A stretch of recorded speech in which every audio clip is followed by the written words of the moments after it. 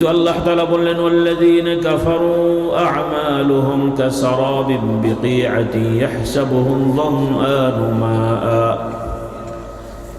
আল্লাহ তাআলা জানিয়ে দিলেন যারা কুফরি করে। অন্য আয়াতে শিরকের কথা বলা হয়েছে ওয়া মান ইউশরিক বিল্লাহি ফাকাদ হাবিতা আমালুহু, অর্থাৎ যারা আল্লাহর সাথে শরীকানায় বিশ্বাস করে অথবা আল্লাহ তাআলার আইন কানুন বিধানকে যারা অস্বীকার করে কুফরি করে, তারা সামাজিকভাবে যতই ভালো কাজ করুক না কেন তাদের কাছে মনে হয় আমরা অনেক ভালো কাজ করেছি, পুণ্যের কাজ করেছি, এগুলো দ্বারা স্বর্গে যাব। কিন্তু কিয়ামতের ময়দানে যখন বিচার কার্যক্রম শুরু হয়ে যাবে তাদের এই ইবাদতগুলো তাদের কোনো কল্যাণে আসবে না।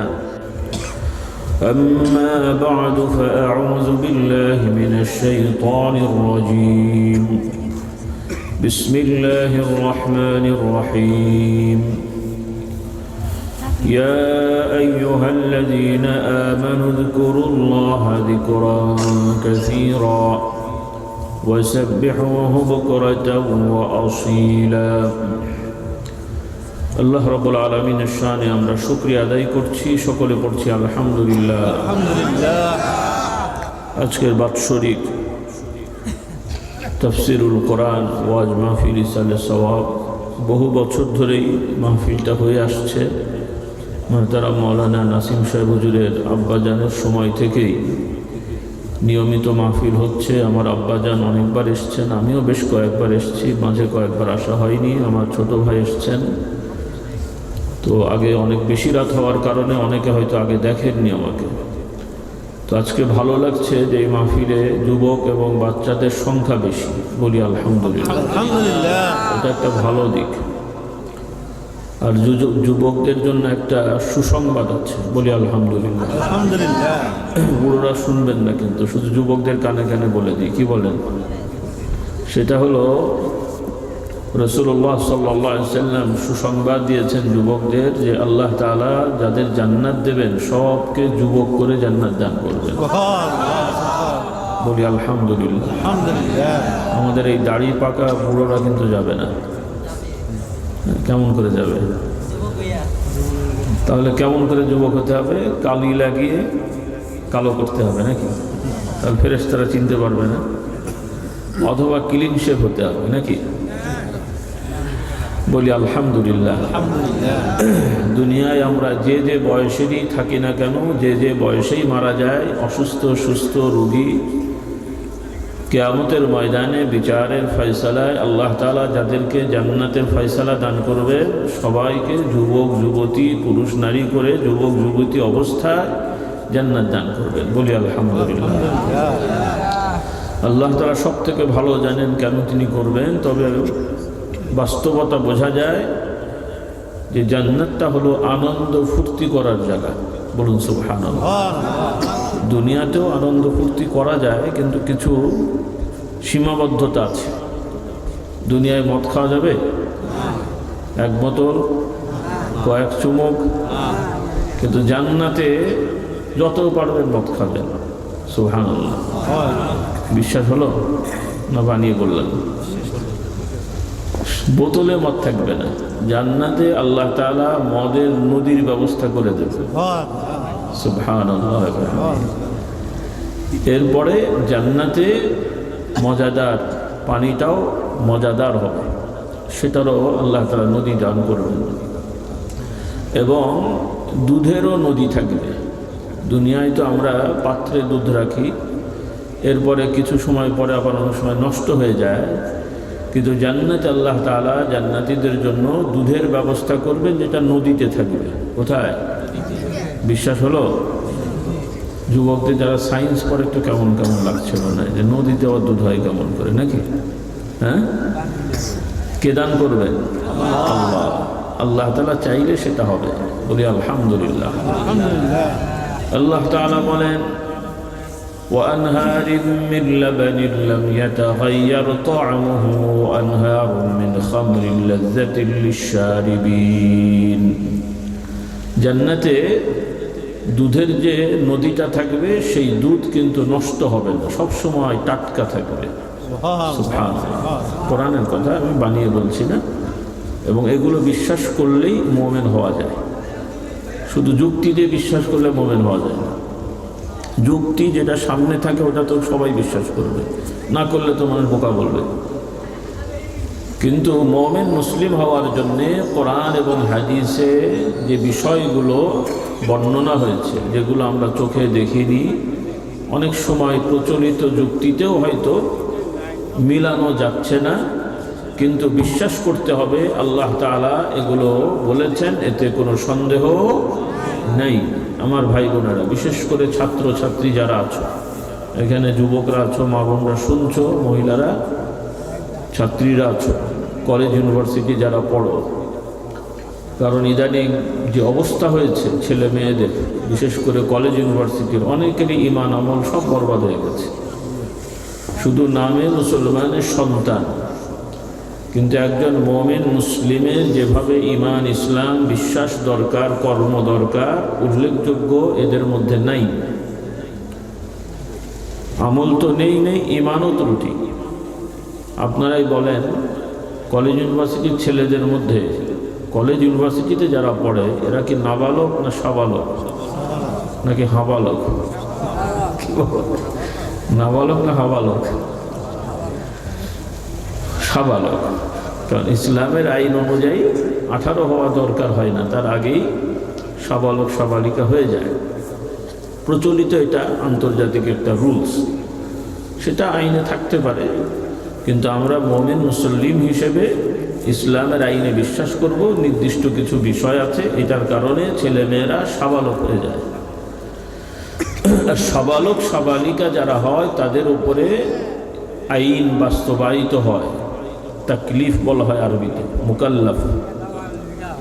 যেমন দুনিয়ায় যেমন আইন আছে, ছোট বাচ্চারা 10, 11, 12, 14 বছরের ছেলেরা যদি কোনো অন্যায় করে, তাদের এক রকমের বিচার হয়, সংশোধনের জন্য তাকে নিয়ে যাওয়া হয়, জেলখানায় দেওয়া হয়, সংশোধনের জন্য, মারধর করা হয় না, হবে না আর কি, এটাই নিয়ম। কিন্তু ওই দেশে আইন মানে না, কষ্ট দেওয়া যাবে না, তাকে সংশোধনের চেষ্টা করতে হবে।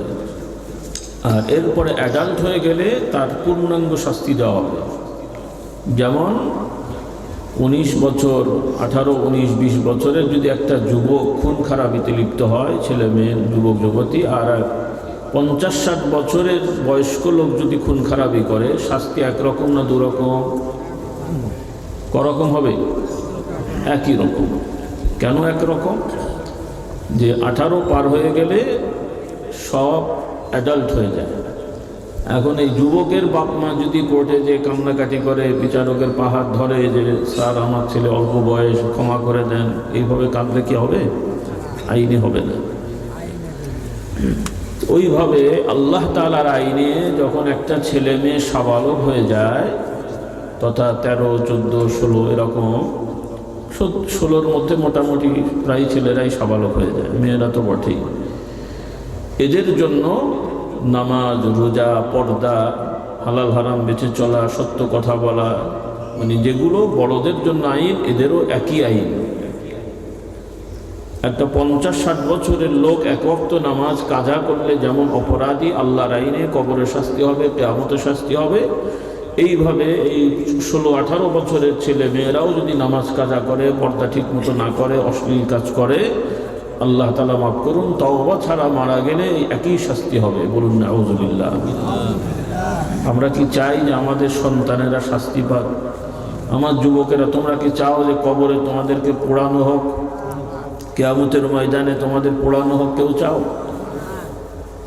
কিন্তু পালাতে তো পারবে না। আল্লাহ তাআলার শাস্তি থেকে পালানোর ক্ষমতা কারো আছে?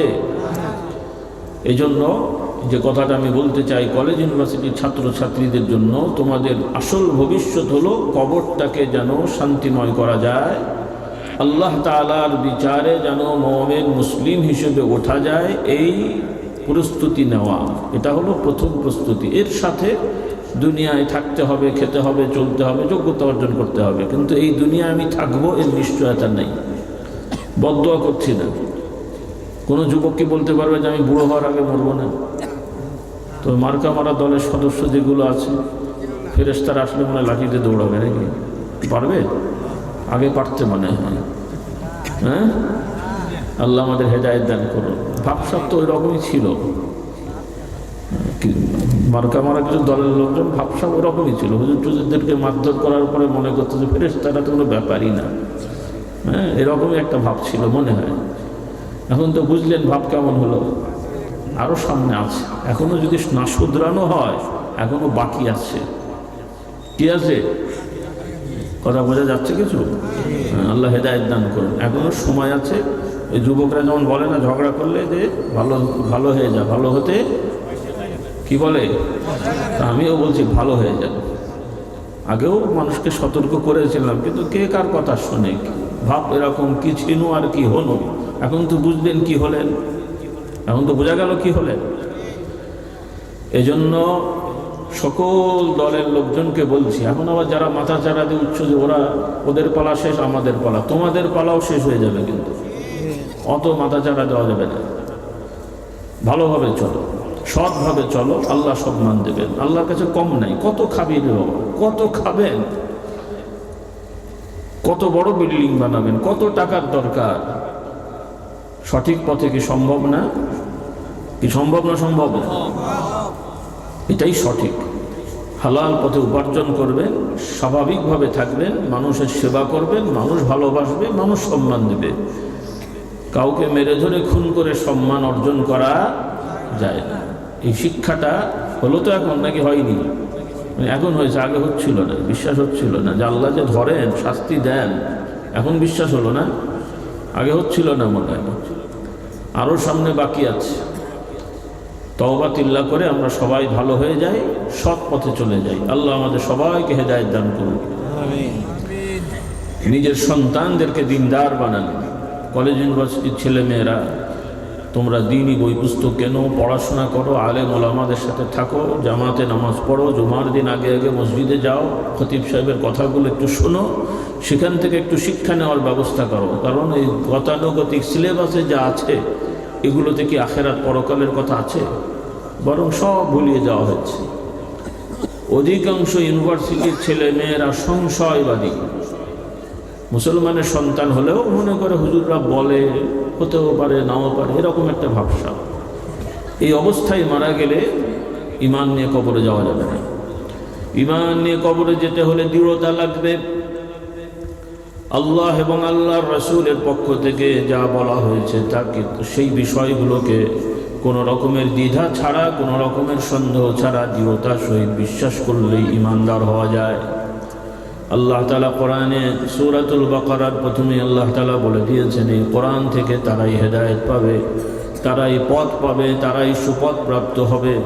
আল্লাহ তাআলা বললেন, হুদাল লিল মুত্তাকিনা আল্লাযীনা ইউমিনুনা বিল গায়বি ওয়া ইউকিমুনাস সালাহ। কোরআন থেকে শিক্ষা পাবে তারাই যাদের আখিরাত পরকালের জ্ঞান আছে। মাদ্রাসায় তো কোরআন পড়ানো হয়, দাখিল ফাজেল কামে, দাখিল আলেম ফাজেলে তো কোরআন শরীফের সিলেবাস তো আছে।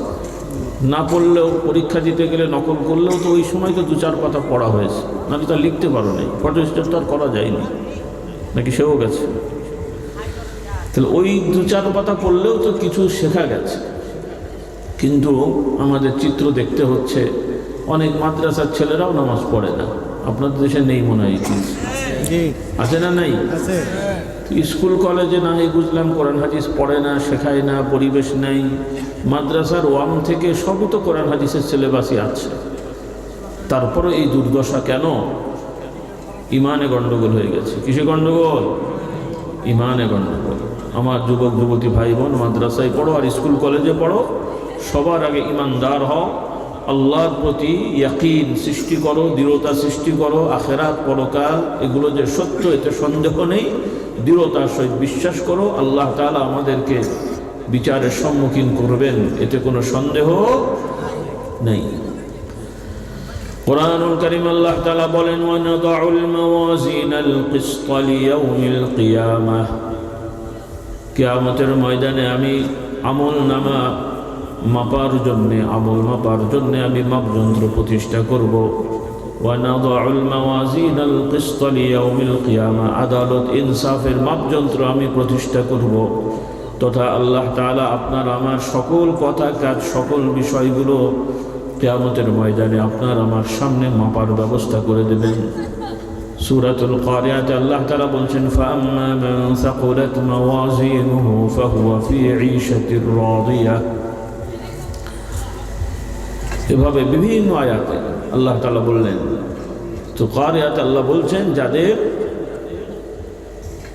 দাড়িপালা বা মাপযন্ত্র ওজনদায়ক হবে, ভালো কাজের ভালো কথার মাপযন্ত্রগুলো ওজনদায়ক হবে, তারা কিয়ামতের ময়দানে নাজাত পেয়ে যাবে।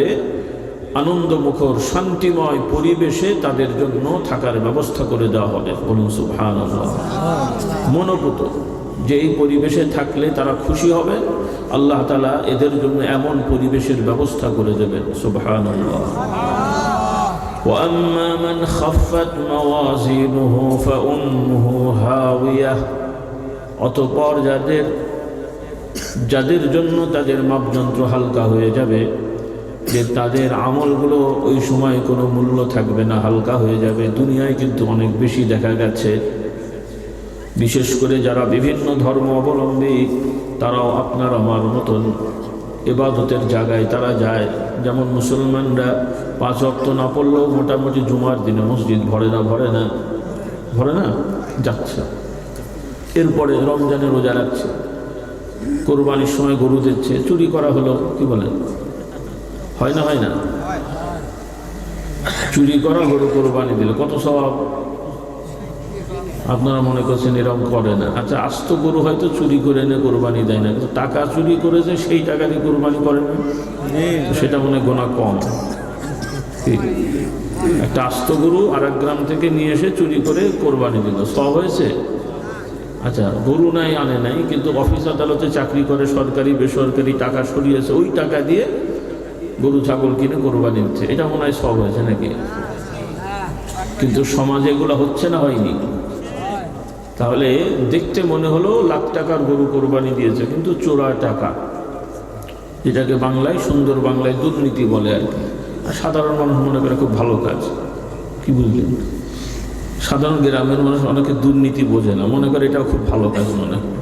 হ্যাঁ, এই জন্য আমি সাংবাদিকদের বলি, ভাই দুর্নীতি লিখবেন না, লেখেন তো চুরি করেছে, ডাকাতি করেছে, তাহলে পাবলিক বুঝবে। তাহলে এই চোরগুলাকে গণধোলাই দেবে। আর এখন তো গণসম্বর্ধনা দেয়, দুর্নীতিবাজ নেতা আসলেও গণসম্বর্ধনা দিচ্ছে, দাড়িওয়ালারাও। ছিল না এই সমস্যা? কি ভবিষ্যতে এরকম করা যাবে? কোনো চোরদেরকে কোনো রকমের সুযোগ সুবিধা দেয়া যাবে না। এই যুবকদেরই তো এখন বাংলাদেশ, কঠোর হও তোমরাই তো দেশ চালাবে, আমরা তো বুড়ো হয়ে গেছি। তোমাদের এখন কঠোর হতে হবে, নিজেরাও চুরি চামারি করবে না, কাউকে চুরি চামারি করতে দেওয়া হবে না। একমত ইনশাআল্লাহ? সুযোগ পেলে আমার নিজেরাও ছাড়বে না। কি ভাবসাব তো ভালো মনে হচ্ছে না। আল্লাহ হেদায়েত দান করুন। খবরদার কোনো দলের হয়ে চাঁদাবাজি, তারপরে এই ধরনের শয়তানি, এরপরে রাস্তাঘাটে মিটিং করতে যে ভাঙচুর, এগুলো কবিরা গুনাহ, হারাম। যত বড় নেতাই বলুক, এই ধরনের কোনো অন্যায় জড়ানো যাবে না। দুনিয়ার আইনে তুমি ধরা পড়ো আর না পারো, আল্লাহ দরবারে কিন্তু ধরা পড়তে হবে। এই যে আমাদের ছেলেমেয়েরা বিভিন্ন রাজনৈতিক কর্মসূচিতে রাস্তাঘাটে যে ভাঙচুর করে, অপরাধ হয় না ভাই? আল্লাহর কাছে, আল্লাহ তাআলার কাছে কৈফিয়ত দিতে হবে। দোকানদার তার পুঁজি নষ্ট করে দিলে, একটা রিক্সা চালক, ভ্যান চালক, গাড়িওয়ালা, তাদের এগুলো ভেঙে দিলে, এগুলো বড় অন্যায় কাজ। আন্দোলন করতে হলে করতে হবে, কিন্তু কোনো রকমের কারো ক্ষতি করা যাবে না। আল্লাহ আমাদের সবাইকে হেদায়েত দান করুন। তাহলে অধিকাংশ ধর্মের লোকেরা ধর্মকর্ম করে, কিন্তু তারা আল্লাহর সাথে শরীক করার কারণে, বেদাত করার কারণে তাদের এই কর্মগুলো আল্লাহর কাছে কবুল হবে না। সনাতন ধর্মের যারা আছে তারা মন্দিরে যায়, পুজো করে, প্রতি মাসেই তাদের বিভিন্ন রকম পুজো থাকে, সারা বছরে পুজো থাকে। এরপরে খ্রিস্টানরা গির্জায় যায়, ইহুদিরা প্রাগডায় যায়, এভাবে সব ধর্মেরই ধর্মীয় উপাসনালয় আছে, শিখদের আছে, এবং তারা খুব সুন্দরভাবে এই অনুষ্ঠানগুলো পালন করে। তাদের কাছে তারা মনে করে আমরা অনেক পুণ্যের কাজ করলাম, স্বর্গে যাওয়া যাবে। কিন্তু আল্লাহ তাআলা বললেন ওয়াল্লাযীনা কাফারু আ'মালুহুম কাসারাবিন বিকিআতিন ইয়াহসাবুহু যামআনু মাআ। আল্লাহ তাআলা জানিয়ে দিলেন যারা কুফরি করে, অন্য আয়াতে শিরকের কথা বলা হয়েছে ওয়ামান ইউশরিক বিল্লাহি ফাকাদ হাবিতা আমালুহু, অর্থাৎ যারা আল্লাহর সাথে শরীকানায় বিশ্বাস করে অথবা আল্লাহ তাআলার আইন কানুন বিধানকে যারা অস্বীকার করে, কুফরি করে, তারা সামাজিকভাবে যতই ভালো কাজ করুক না কেন তাদের কাছে মনে হয় আমরা অনেক ভালো কাজ করেছি, পুণ্যের কাজ করেছি, এগুলো দ্বারা স্বর্গে যাব। কিন্তু কিয়ামতের ময়দানে যখন বিচার কার্যক্রম শুরু হয়ে যাবে, তাদের এই ইবাদতগুলো তাদের কোনো কল্যাণে আসবে না। আল্লাহ তাআলা উদাহরণ দিচ্ছেন, দুনিয়ায় যেমন দূর দূরান্ত থেকে মরুভূমির মধ্যে প্রচণ্ড গরমের মধ্যে যেমন দূরে দেখতে পানির মতো দেখা যায়, প্রচণ্ড গরমে পাকা রাস্তায় যদি দেখেন উঁচু নিচু থাকলে দূর থেকে কেমন লাগে, পানি লাগে না? দেখেছেন কখনো? চৈত্র মাসে বা গরমের মধ্যে পাকা রাস্তা উঁচু নিচু থাকলে দূর থেকে পানি পানি লাগে, কিন্তু ঢেউ তো ওই ঢেউয়ের মধ্যে দূর থেকে পানি পানি লাগে, মনে হয় পানি আছে। মরুভূমিতে যারা গেছেন দেখবেন পাহাড়, পাথরের পাহাড় বিশেষ করে হলে এরকম। এই যে আমাদের ইব্রাহিম আলাইহিস সালামের সহধর্মিনী ইসমাইল আলাইহিস সালামের আম্মা জান, তিনি এই যে মক্কা শরীফে কাবা শরীফের পাশে দুইটা পাহাড় ছোট ছোট, এই দুই পাহাড়ে দৌড়েছিলেন পানির সন্ধানে, শুনেছেন না? সেই দুই পাহাড়ের নাম কি? সাফা মারওয়া, সাফা মারওয়া। তো তিনি দৌড়েছিলেন মূলত পাহাড়ে উঠে আশপাশে তাকাচ্ছিলেন যে কোথাও পানি দেখা যায় কিনা। তো সাফাতে যখন উঠলেন ওই মারোয়ার দিকে মনে হলো যে ওখানে একটু পানি আছে, তো আবার দৌড়ে গেছেন, যে দেখেন যে কিছু নেই, আবার এইদিকে তাকাতে পানি দেখা গেছে। এভাবে তিনি কয়েকবার দৌড়েছেন। আল্লাহ তাআলা এটা আমাদের জন্য শিক্ষার ব্যবস্থা করেছেন এবং একটা ইবাদতের বিধান করে দিয়েছেন, বলুন সুবহানাল্লাহ। তো ওই রকম এগুলোকে আরবিতে সারাব বলে, মরিচিকা বলে বাংলায়। তো মরিচিকার মতন ইবাদত এদের। কিয়ামতের ময়দানে এই অন্যান্য যত ধর্ম অবলম্বী আছে তারা অনেকেই ভালো কাজ করে। তারা আমরা যেমন মুসলমানরা হজে যাই, মক্কা শরীফে যাই, সনাতন ধর্ম অবলম্বীরা ভারতের গঙ্গায় যে স্নান করে, গয়া কাশী বলে একটা জায়গা আছে সেখানে যায়। এরপরে বাংলাদেশেও আপনার যারা সনাতন ধর্ম অবলম্বী কোন কোন নদীতে যায় স্নান করে, শুনেছেন তো নাকি? হ্যাঁ, ওরা মনে করে ওখানে যে স্নান করলে মানে গোসল করলে, গাটা ধুলে, নতুন জামা কাপড় পরলে এটা মহাপবিত্র হয়ে যায়।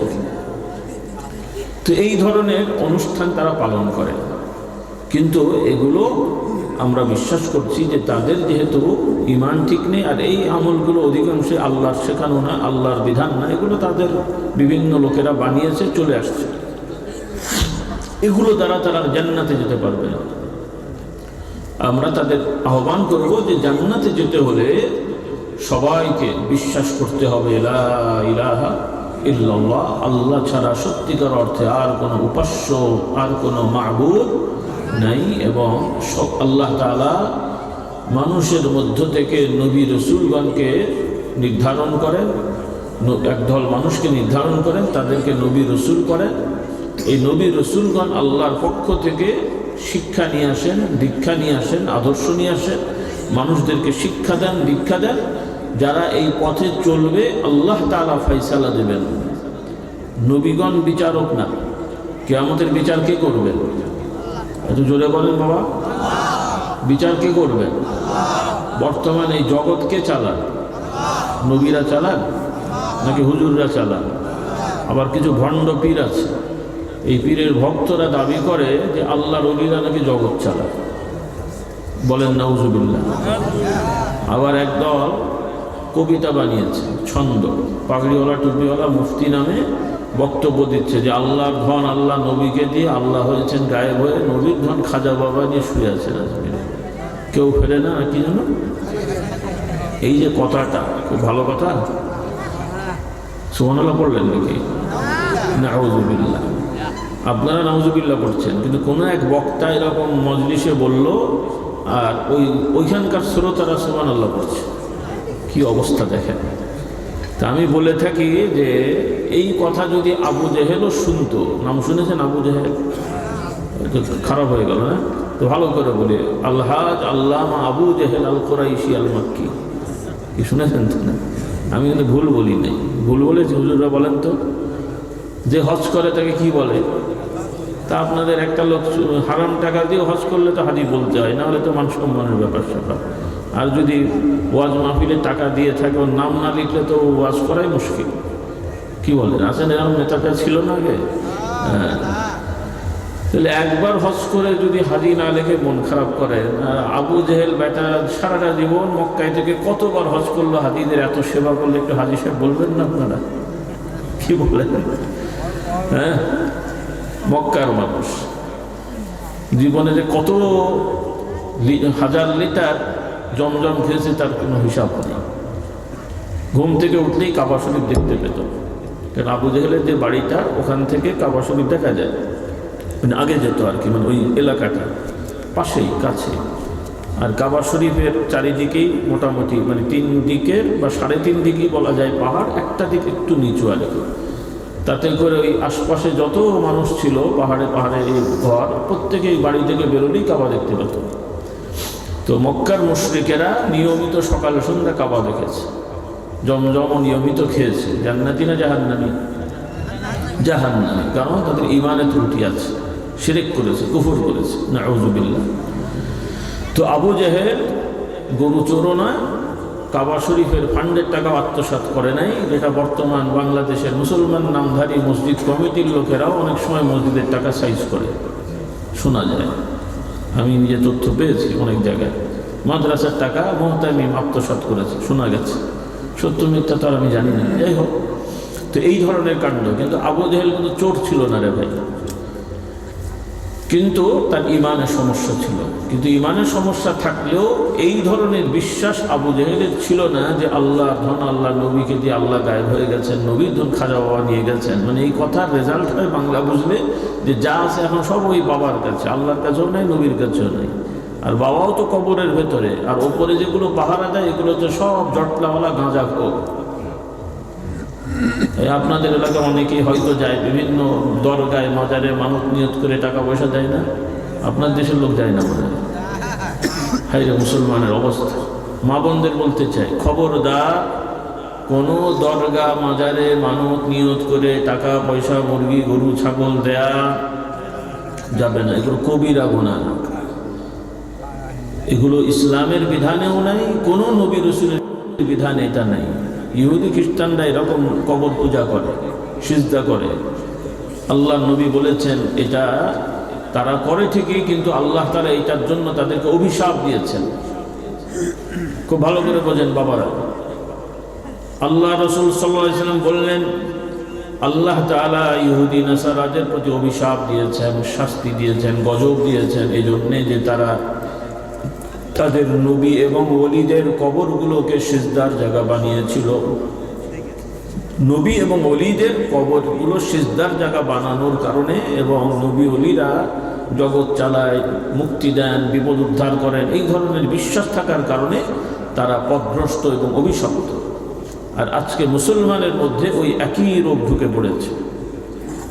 এখন বলেন তো, এই রোগ যদি মুসলমানের মধ্যে থাকে তারা কি রহমত পাবে না অভিশাপ পাবে? হ্যাঁ, অভিশাপ। আজকে মুসলমান জাতি অভিশপ্ত হয়ে যাচ্ছে এই জন্যে যে তারা কলেমা মুখে পড়লেও কলেমার উল্টো কাজটা করছে। মুখে লা ইলাহা ইল্লাল্লাহ পড়লেও তারা মনে করে দয়াল বাবা সব দেয়, দয়াল বাবা ছেলে দেয়, দয়াল বাবা এই করে সেই করে, নাউজুবিল্লাহ পড়ে। পীর মাশায়েখ, পীর মুর্শিদ আলেম, তারা মুক্তিদাতা না, বাংলা ভাষা তো আপনারা বোঝেন, ভাষাগুলো শিখে নেন। মুক্তিদাতা, পরিত্রাণদাতা, সাহায্যকারী, এগুলো সব আল্লাহর গুণ। কার গুণ? পীর মাশায়েখ এনারা হলেন শিক্ষক, পথ প্রদর্শক, দিক নির্দেশক। তারা আমাদেরকে শিক্ষা দেবেন, আমরা সেটা মেনে চলব। মানলে আপনার ভালো, না মানলে অনেক কিছু করতে পারবেন না। ডাক্তার সাহেব প্রেসক্রিপশন করে দিলেন, প্রেসক্রিপশনটা গলায় ঝুলিয়ে রাখেন, রোগ ভালো হয়ে যাবে তো নাকি? ওষুধ দিলেন, কিন্তু ওষুধ উনি যেভাবে দিয়েছেন, 3 বেলা 2 বেলা 500 মিলি একটা হিসাব করে দিয়েছেন, আপনি খেয়েছেন কিন্তু ওইভাবে না, নিজের মতন করে, তাও কি ভালো হবে?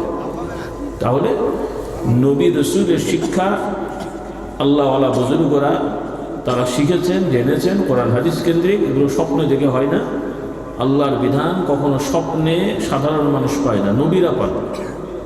নবীগণের স্বপ্ন ওহী, নবীগণ স্বপ্নের দ্বারা আল্লাহর পক্ষ থেকে হুকুম পান, দিক নির্দেশনা পান এবং ওইগুলো স্বপ্নের দ্বারা তারা সিদ্ধান্ত নিতে পারেন। কিন্তু আপনারা স্বপ্নের উপরে নির্ভর করে চূড়ান্ত কোনো সিদ্ধান্ত নিতে পারবো না। এই জিনিসগুলো সবাই না বুঝলেও যাদের বোঝার একটু বুঝেন।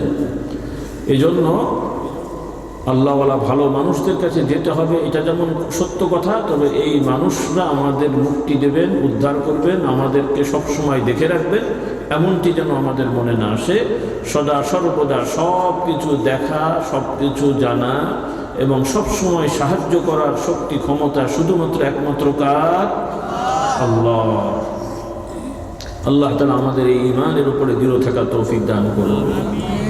তো আমার ভাইরা, অন্যান্য ধর্মের লোকেরা তারাও স্বর্গে যেতে চায়, তাদের ভাষ্য শোনেন, তারাও চায় স্বর্গে যেতে, নরক থেকে বাঁচতে। তারা নরক বলতে বোঝায় যেখানে শাস্তি হয়, মোটামুটি আরবিতে জাহান্নাম যেটাকে বলা হয়। স্বর্গ বলতে তারা জান্নাত বোঝে, বা কি বোঝে ওরাই জানে। তো মূল কথা, মৃত্যুর পরে ভালো জায়গায় যেতে হলে, শান্তি পেতে হলে ঈমান ইসলামের কোনো বিকল্প পথ নেই। আবার মুসলমানও যারা হয়ে বসে আছেন মুসলমান নামে, বাবা দাদা মুসলমান, কিন্তু ঈমান ঠিক নেই, নামাজ নেই, হালাল হারামের বাদ বিচার নেই, সুদ ঘুষকে কোনো পরোয়াও করছে না। আগে অনেক মানুষ নামাজ কালামে পড়া আছে, একটু ত্রুটি থাকলেও সুদকে খুব খারাপ জানত। অনেক মানুষ কষ্টে থাকলেও সুদি কারবার করতো না। এখন তো মসজিদের সামনের কাতারে বড় দাড়িওয়ালা বসে থাকে, সেও দেখা যায় সুদ খায়। আপনাদের দেশে নেই মনে হয়?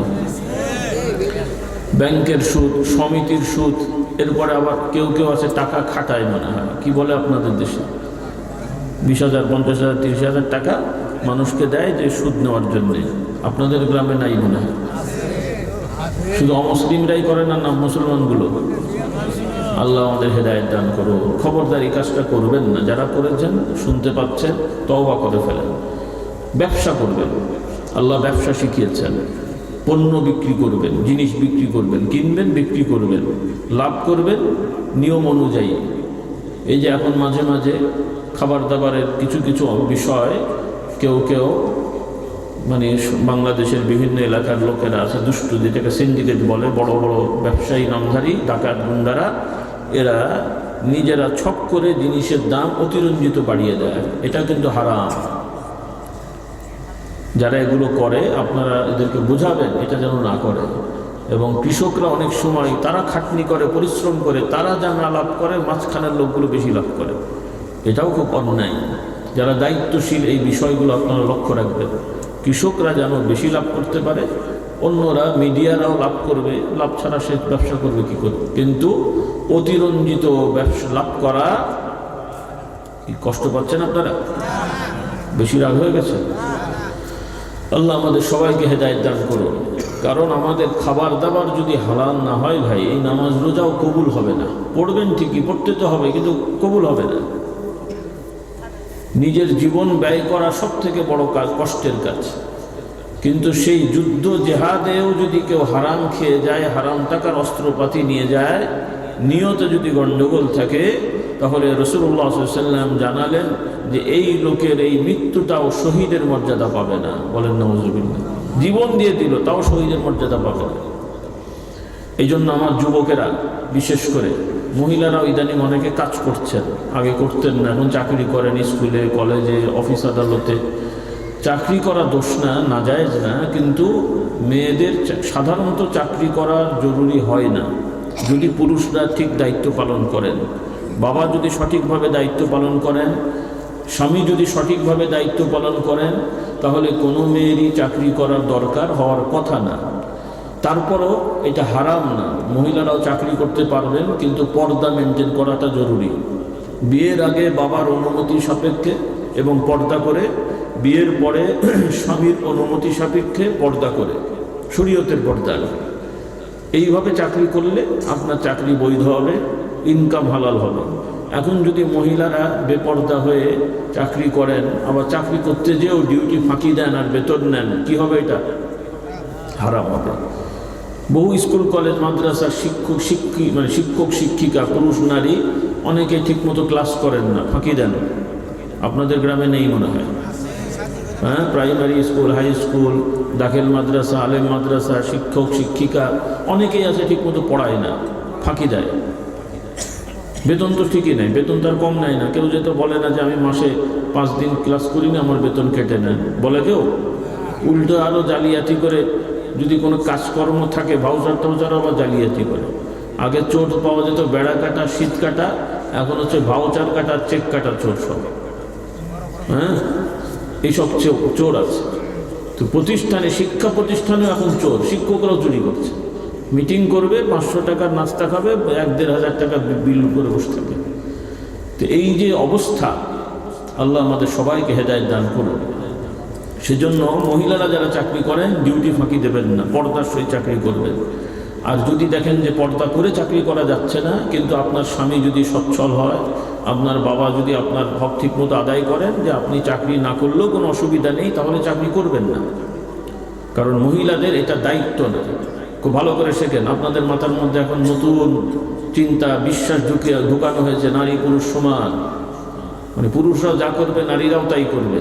আচ্ছা, যদি তাই মনে করেন আপনারা, তাহলে বিয়ে শাদী হলো, স্বামী স্ত্রী হলো, তাহলে মাসের 15 দিন স্বামী খাওয়াবে, 15 দিন বউ খাওয়াবে, কি বলেন? সমান না? তো সমান হলে তো দুইজনই খাওয়াবে, শুধু একতরফা কেন হবে? এই তো তাই না?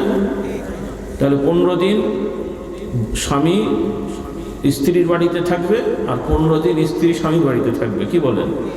সমান হলে তো তাই হবে। কে কার দায়িত্ব নেবেন? পুরুষ যদি দায়িত্ব নেন, তাহলে দায়িত্ব নিলে যার দায়িত্ব নেওয়া হবে তাকে তো মেনে চলতে হবে, না কি বলেন? তাহলে এই বাস্তবতাটা কেন বোঝেন না আপনারা? আর ইসলামের আইনে উপার্জন করা, সংসার দেখা, রাষ্ট্র পরিচালনা, সমাজ পরিচালনা, এগুলো আল্লাহ তাআলা মহিলাদের দায়িত্বে দেননি, এগুলো দায়িত্ব পুরুষদের। কাদের? এটা বলেন আমার সাথে। আবার তো মেয়েদের পেছনে দৌড়াবেন আপনারা, রাগ করছেন আমার কথায়? এই যদি মুসলমান হন, আর যদি অন্য কিছু হন সে আপনার ব্যাপার। যদি মুসলমান হন, আপনাকে বিশ্বাস করতে হবে এই দায়িত্বগুলো পুরুষের। কার দায়িত্ব? পুরুষের।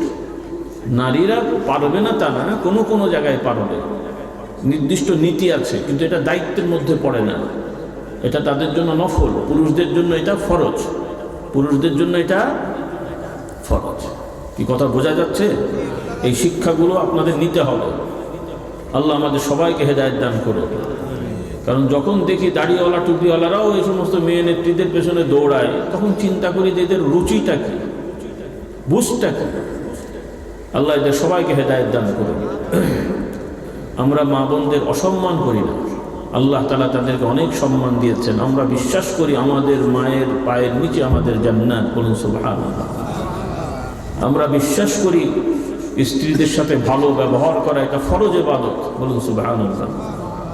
এই শিক্ষাটাও দিতে হবে। আবার কিছু পুরুষরা আছেন স্ত্রীদেরকে মানুষই মনে করে না, কথায় কথায় গালাগালি মারধরও করে। আপনাদের গ্রামে নেই মনে হয়? খবরদার এই যুবকেরা, প্রথমত বিয়ে করতে হবে মোহরানা দিয়ে। 1-2-3 লাখ টাকা যা মোহরানা করো সেটা দিতে হবে ইনশাআল্লাহ।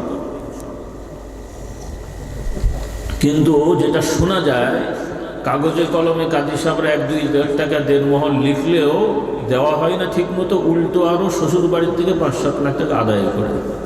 আপনাদের গ্রামে হয় না এগুলো? পুরোপুরি হয়, অর্ধেকও না। আল্লাহ হেদায়েত দান করুন। হাসার জন্য বলছি না। আমার যুবকেরা যারা বিয়ে শাদী করনি, সামনে করবে, খবরদার শ্বশুর বাড়ির দিকে তাকিয়ে থাকবে না যে শ্বশুর এটা দেবে, শ্বশুর ওটা করে দেবে। তো তুমি তাহলে যুবক হয়েছে, পুরুষ হয়েছে কেন? পুরুষের দায়িত্ব হলো নিজে নিজের পায়ে দাঁড়াবে। বাবারা সন্তানদেরকে প্রতিষ্ঠিত করার চেষ্টা করবেন, দায়িত্ব নিয়ে বিয়ে দেবেন সন্তানদেরকে। শ্বশুর বাড়ির উপরে, ছেলের শ্বশুর বাড়ির উপরে তাকিয়ে থাকবেন না যে শ্বশুর জমি দেবে, শ্বশুর মোটর সাইকেল দেবে, শ্বশুর দোকান করে দেবে, ঘর করে দেবে। এগুলো কবিরা গুনাহ, হারাম। এগুলো হারাম, কবিরা গুনাহ, এক ধরনের ডাকাতি, ছিনতাই। এগুলো আল্লাহ তাআলা সবাইকে হেদায়েত দান করুন, বলুন আল্লাহুম্মা আমিন। এজন্য ছেলেরা বিবাহ শাদী করবে, দেনমোহর সঠিকভাবে আদায় করবে, যারা করেছেন দেনমোহর আদায় করবেন, স্ত্রীদের সাথে ভালো ব্যবহার করবেন, গায়ে হাত তুলবেন না, মারধর করবেন না, গালাগালি করবেন না। ইসলামের আইনেও এটা হারাম, প্রচলিত আইনেও এটা দণ্ডনীয় অপরাধ।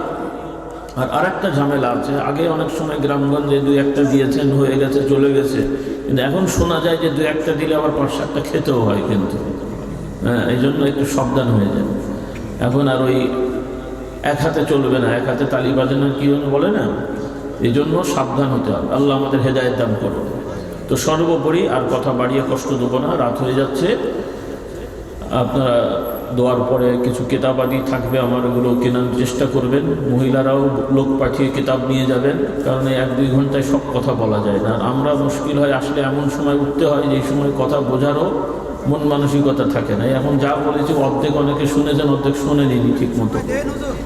তো যাই হোক, আল্লাহ আমাদের সবাইকে হেদায়েত দান করুন। তো কিতাব থাকবে ঈমান ইসলাম শেখার জন্য, ইসলামী আকিদা শিক্ষা, ওজিফা নামাজ শিক্ষা, পর্দা শিক্ষা, গোনামাপের আমল, এই কিতাবগুলো রাখবেন। এরপরে আল্লাহ তাআলার 99টা নাম সাধারণত বলা হয়, আরও নাম আছে, বিশেষভাবে 99 বলা হয়। এই আল্লাহ তাআলার গুণময় নামগুলো আমাদের কিতাব আছে, আরবিতে লেখা আছে, বাংলায় অনুবাদ ব্যাখ্যা আছে। এবং রাসূলুল্লাহ সাল্লাল্লাহু আলাইহি ওয়াসাল্লাম শিক্ষা দেন, যে ব্যক্তি আল্লাহ তাআলার এই গুণময় নামগুলো মুখস্থ রাখবে, পড়বে, আল্লাহ তাআলা তার জন্য জান্নাত বরাদ্দ করে দেবেন। কারণ আল্লাহ তাআলার এই নামগুলো ইয়াকিনের সহিত বুঝে শুনে যদি কেউ বিশ্বাস করে, ইনশাআল্লাহ সেই লোকটা কখনোই আল্লাহ তাআলার সাথে কোনো সৃষ্টিকে শরীক করার চিন্তাও করবে না। সুবহানাল্লাহ। কারণ শরীক মানে কি? আল্লাহর মতন অন্য কাউকে মনে করা, আর সেটা তো কখনো যুক্তি দিয়ে আসবে না। সবার সম্মান আছে, নবীদের মতন সম্মান, আল্লাহ ওয়ালাদের তাদের মতন সম্মান, কিন্তু আল্লাহ তাআলার ব্যক্তিগত কিছু বিষয় আছে, অহংকার, অহমিকা এবং সব কিছু জানা, সব কিছু শোনা, সব কিছু দেখা, এই গুণগুলো শুধুমাত্র একমাত্র কার? আল্লাহ। কিন্তু অন্যান্য ধর্মের এবং মুসলিমদের মধ্যেও যারা বিভ্রান্ত, পথভ্রষ্ট, কিছু পীর মুরিদির নামে ভণ্ডামি করে, তাদের মধ্যে এই সমস্ত কথাবার্তা আমরা শুনতে পাই যে বাবা সব দেখছেন, বাবা সব জানছেন, নাউজুবিল্লাহ, এগুলো তারা বলে বেড়ায় মুরিদদেরকে, সাধারণ গ্রামের মানুষদেরকে আকৃষ্ট করার জন্যে। বিভিন্ন দরবারের মাহফিল হয়, লোকগুলোকে শেখায় যে আপনারা বসে আছেন, দয়াল বাবা কবর থেকে সবাইকে দেখছে, বলেন নাউজুবিল্লাহ। এই ধরনের শয়তানি কথাবার্তা শোনানো হয়। তো এগুলো খুব বিভ্রান্তকর কথাবার্তা। হ্যাঁ, আল্লাহওয়ালাদেরকে আল্লাহ তাআলা অনেক সংবাদ দেন, সেটা ভিন্ন, কিন্তু সব সময় সব কিছু দেখবেন, জানবেন, এই গুণ কোনো সৃষ্টির না, এই গুণ শুধুমাত্র কার? আল্লাহ। এই নীতিগুলো আমাদের খেয়াল রাখতে হবে।